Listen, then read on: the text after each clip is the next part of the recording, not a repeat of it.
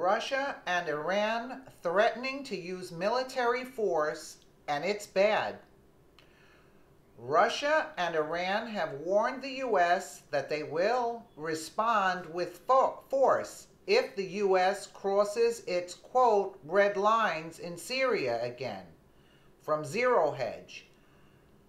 A statement issued on Sunday by a joint command center consisting of forces of Russian, Iran, and allied militia alliance supporting Syrian President Bashar al-Assad said that Friday's U.S. strike on the Syrian airbase crossed, quote, red lines, and it would, quote, respond with force to any new aggressions while increasing their level of support to their ally. In the statement published by the group on media outlet Elam al-Harbi, the pro-Assad alliance says that, quote, what America waged in an aggression on Syria is a crossing of red lines. From now on, we will respond with force to any aggressor or any breach of red lines from whoever it is, and America knows our ability to respond well. Wow.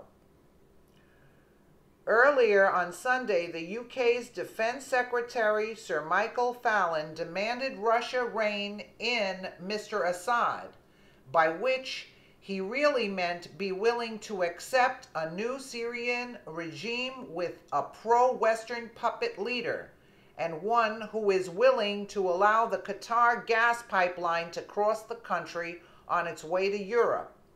Fallon also claimed that Moscow is, quote, responsible for every civilian death in the chemical attack on Khan Shaykhun, and said Putin was responsible for the brutal killings, quote, by proxy, because it was the Syrian president's, quote, principal backer. The defense minister said the attack had happened on their watch and that Vladimir Putin must now live up to previous promises that Mr. Assad's chemical weapons had been destroyed. His comments came after Foreign Secretary Boris Johnson pulled out of a Moscow visit hours before he was due to fly.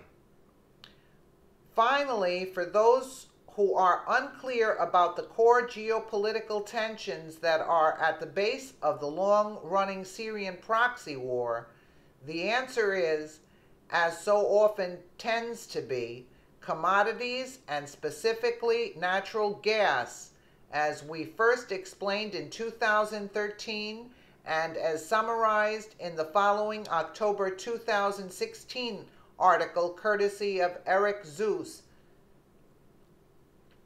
The oil-gas war over Syria in 4 maps. Turkey's Anadolu news agency, though government-run, is providing remarkably clear and reliable diagrammatic descriptions of the current status of the U.S. and fundamentalist Sunni versus Russia and Shia and non-fundamentalists. Sunni sides in the current oil and gas war in the Middle East for control over territory in Syria, for construction of oil and gas pipelines through Syria supplying fuel into the world's largest energy market, Europe. Russia is now the dominant supplier of both oil and gas, but its ally, Iran, is a Shiite gas powerhouse that wants to share the market there, and Russia has no objection. Qatar is a Sunni gas powerhouse and wants to become the main supplier of gas there, and Saudi Arabia is a Sunni oil powerhouse which wants to become the major supplier of oil by Saudi oil, and Qatari gas would be the pipeline through secular-controlled Assad's Syria. And this is why the U.S. and its fundamentalists, Sunni allies, the Sauds and Qataris, are using Al-Qaeda and other jihadists to conquer enough of a strip through Syria so that the U.S. companies such as Halliburton will be able safely to place pipelines there to be marketed in Europe by U.S. firms such as Exxon.